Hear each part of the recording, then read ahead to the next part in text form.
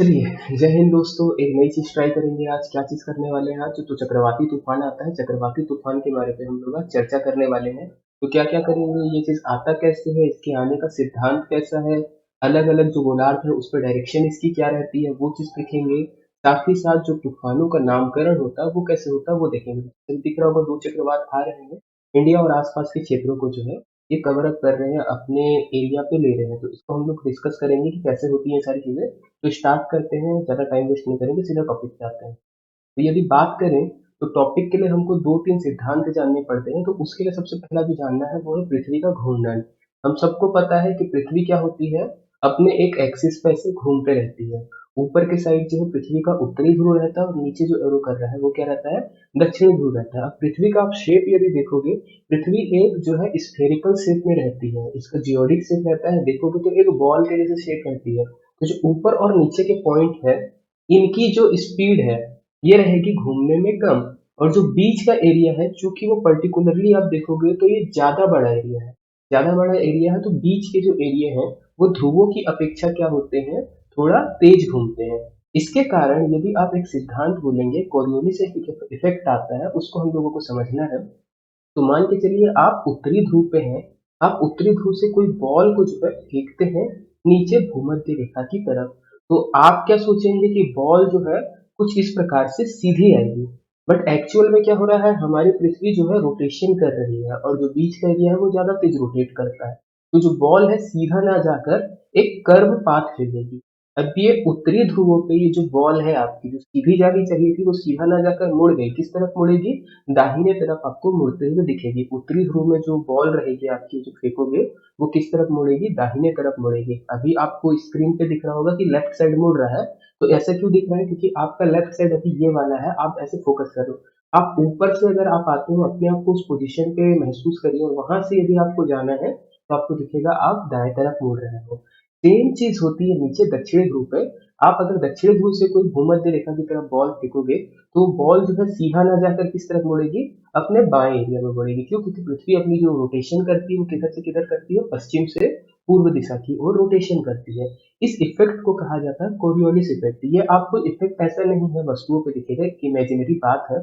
ये इफेक्ट होता है फ्लूइड्स पे। फ्लूइड्स बोलेंगे तो द्रव पे और गैसों पे, मतलब जो पानी है और हवाएं हैं वो कुछ इस प्रकार से चलती है। तो अगर हम पृथ्वी को दो भागों में बांटते भूमध्य रेखा से, ऊपर वाला गोलार्ध कहलाता है उत्तरी गोलार्ध, और नीचे वाला गोलार्ध कहलाता है दक्षिणी गोलार्ध। तो ये ध्रुवों पे हवाओं की दिशा इसी से डिसाइड होती है। तो जो उत्तरी गोलार्ध की हवाएं हैं वो आपको दिखेगी दाएं तरफ मुड़ते हुए, और दक्षिणी गोलार्ध की हवाएं जो है दिखेंगी बाएं तरफ मुड़ते हुए। तो इसी को थोड़ा सा समझते हैं हम लोग। तो आगे बढ़ते हैं हम लोग हल्का सा चीजों को समझने के लिए। मान लीजिए हमारी पृथ्वी है, जो बीच में से भूमध्य रेखा हमने काट के रखी है। भूमध्य रेखा की तरफ यदि हम देखेंगे तो उत्तरी गोलार्ध और दक्षिणी गोलार्ध की हवाएं, इनकी कुछ दिशा ऐसे जाएगी। उत्तरी गोलार्ध की जो हवाएं हैं वो अपने दाएं तरफ जाएंगी, और दक्षिणी गोलार्ध की हवाएं जो है बाएं तरफ जाएंगी। क्यों? क्योंकि पृथ्वी का जो घूर्णन होता है, पृथ्वी कुछ पश्चिम से पूर्व की तरफ घूमते रहती है। और ये क्यों हो रहा है, तो इस इफेक्ट का नाम है कोरियोलिस इफेक्ट। तो पहला फैक्ट आपको ये चीज ध्यान रखना रहता है कि कोरियोलिस इफेक्ट के कारण जो है हमारी जो हवाएं हैं वो अलग अलग दिशा में घूमती है। दूसरा चीज आता है तापांतर। ये तापांतर भी समझते हैं, यही जो है मेन दबाव का क्षेत्र यही बना के देगा। तो इसके लिए हम लोग थोड़ा सा आगे बढ़ते हैं। ये है हमारी पृथ्वी। पृथ्वी पे अलग अलग रेखाएं होती हैं, जो काल्पनिक रेखा खींची गई है। जो बीच वाली रेखा है 0 डिग्री पे, इसे हम बोलते हैं भूमध्य रेखा। 23.5 डिग्री उत्तर की तरफ ये रहती है हमारी कर्क रेखा, और 23.5 डिग्री दक्षिण की तरफ ये रहती है हमारी मकर रेखा। तो जो हमारा सूर्य है, सूर्य साल भर में जब पृथ्वी सूर्य के चारों ओर चक्कर लगाती है, चूंकि पृथ्वी 23 डिग्री पे झुकी हुई है, 23.5 डिग्री पे, तो जो सूर्य है हमको ऐसा महसूस होता है कि साल भर ये ऊपर से नीचे आते रहता है। तो सूर्य का जो रोटेशन है वो कर्क रेखा से मकर रेखा, साल भर कुछ इस प्रकार से सूर्य जो है अपना रोटेशन करते रहता है। सूर्य जिस रेखा की तरफ रहेगा, सूर्य की सीधी किरणें वहां पे पड़ेंगी, और तापमान उस एरिया का ज्यादा रहेगा। जैसे अभी सूर्य को मैंने रोक के रखा है कर्क रेखा की तरफ। अभी जिस सीजन पे हम लोग कर रहे हैं, अभी सूर्य कर्क रेखा की तरफ ही झुका हुआ रहता है। पृथ्वी का झुकाव ऐसी रहता है कि सूर्य की सीधी किरणें कर्क रेखा की तरफ है। अब ये वाला जो रीजन है, आप ये जोन पकड़ सकते हैं। ये जो जोन है, ये अपेक्षाकृत पृथ्वी के बाकी गोलार्ध पे उससे ज्यादा गर्म रहेगा।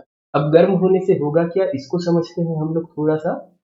तो जैसे समुद्र है, ये देखिए हमारा सूर्य क्या कर रहा है, इस पर्टिकुलर एक क्षेत्र को गर्म कर रहा है। ऐसे आप समझ सकते हैं सूर्य क्या कर रहा है, पर्टिकुलर एक क्षेत्र को गर्म कर रहा है। तो यहाँ से गर्म होने के कारण, यहाँ का तापमान बढ़ने के कारण, यहाँ का जो भी गैसें हैं सतह से और जल वाष्प है वो गर्म होकर ऊपर की ओर जाएंगे। ऐसा क्यों होता है? गर्म होने पे हवाएं हल्की हो जाती हैं और ऊपर की ओर जाने लगती हैं। तो इनका जो प्रेशर रहेगा पॉइंट, वहां पे क्या हो जाएगा, लो हो जाएगा, ऊपर की तरफ इनका गमन शुरू होता है। तो आप देख सकते हैं कुछ ऐसा ऊपर की तरफ ये जाने लगेंगे। तो जिस क्षेत्र पे ताप बढ़ेगा, जहाँ पे टेम्परेचर ज्यादा होगा, वहां पे क्या होगा, हवाएं ऊपर की ओर जाने लगेंगी।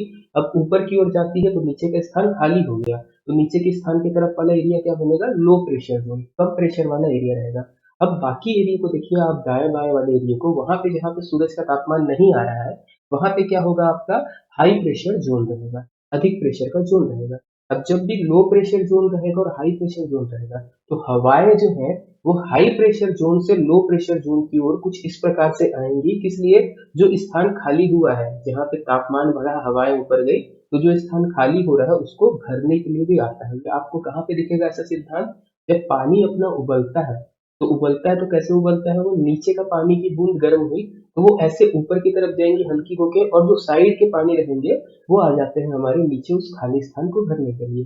तो एक तापांतर, एक चीज समझना है कि ताप बढ़ने से क्या होता है, हमारा प्रेशर जो है कम होता है, चीजें ऊपर जाती है, और जो प्रेशर्स की जो जगह रहती है, हाई प्रेशर की जगह, वो क्या करती है, इस चीज को भरने के लिए हवाएं जो है अंदर की तरफ आती है। तो दो पॉइंट पे ध्यान देना रहता है, एक कोरियोलिस फोर्स या कोरियोलिस इफेक्ट, और दूसरा प्रेशर वाला। इसको हम लोग लगाते हैं हमारे मैप पे, समझते हैं 3D डायग्राम पे। देखिए अभी हमारा सूरज कहाँ है, ये उत्तरी गोलार्ध की तरफ है भूमध्य रेखा से। तो सूर्य आप मान के चलिए इस जगह को गर्म कर रहा है, ये पूरा एरिया गर्म होगा। तो पर्टिकुलरली एक जगह हम लोग समझने की कोशिश कर रहे हैं जहाँ पे सूर्य हमारा क्या होगा, गर्म होगा।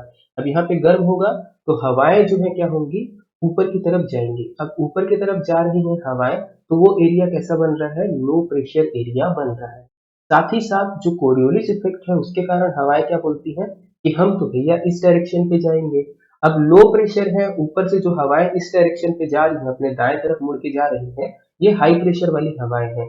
अब हाई प्रेशर वाली हवाओं के लिए क्या है कि वो लो प्रेशर को भी भरने के लिए आएंगी।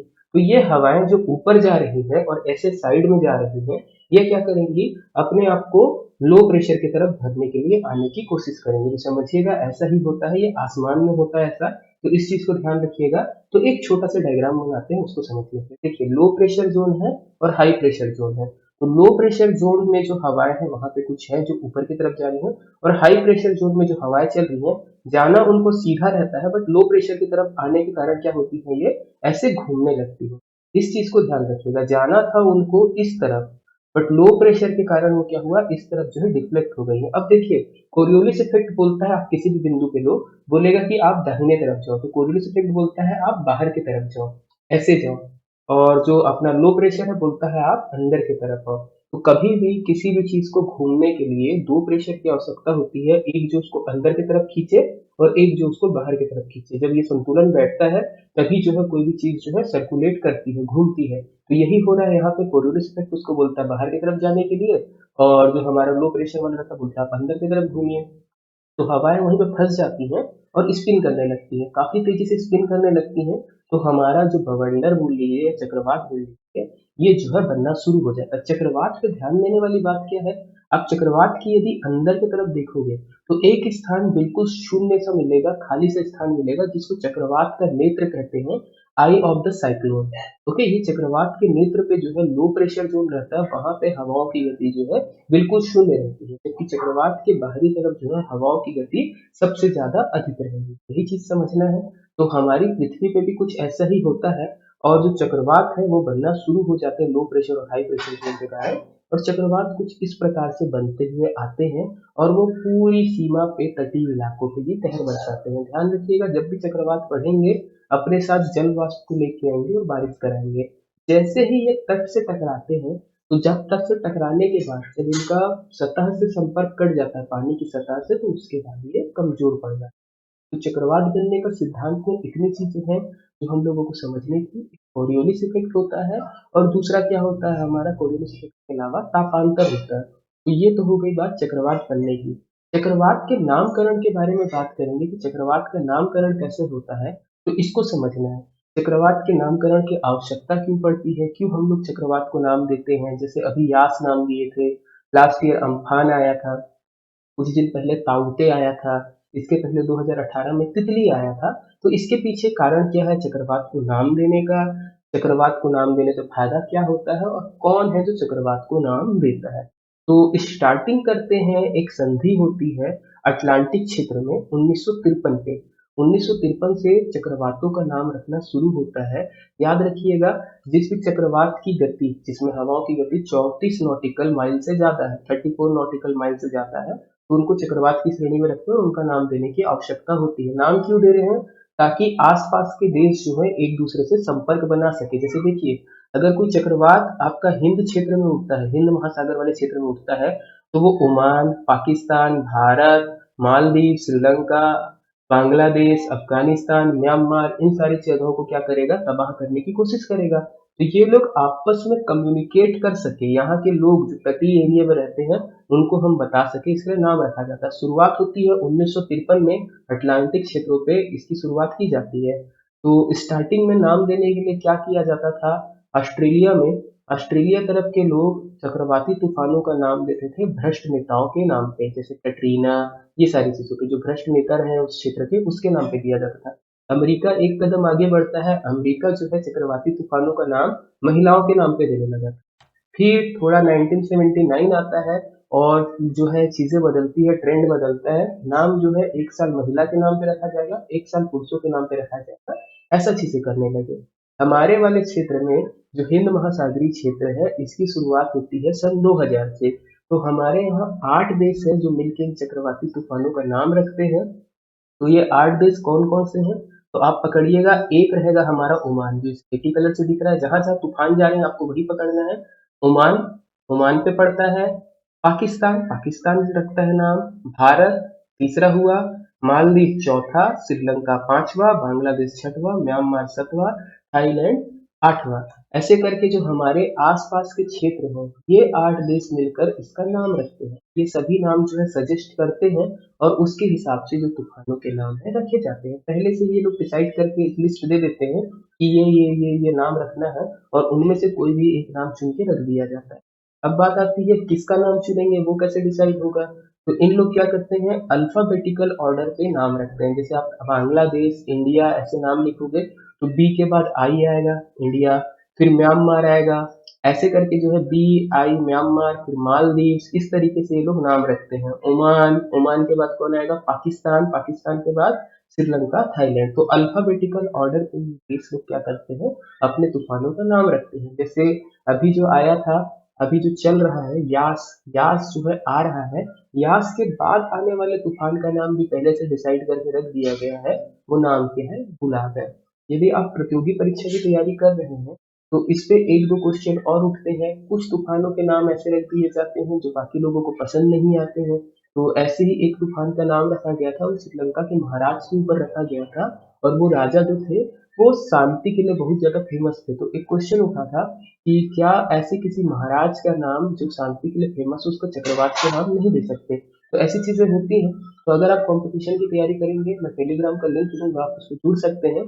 तो ये सारी चीजें कैसे बनती हैं, क्या क्या नाम रखे गए हैं, वो वहां से आप टैली कर सकते हैं। वीडियो लंबा हो जाएगा, इसके कारण मैं वो नाम नहीं डाल रहा हूँ। तो इतना ही था आज की वीडियो में। उम्मीद करता हूँ चक्रवाती तूफान बनते कैसे हैं वो आपको समझ में आ गया होगा। तो अभी इसको ओवर करते हैं। जय हिंद।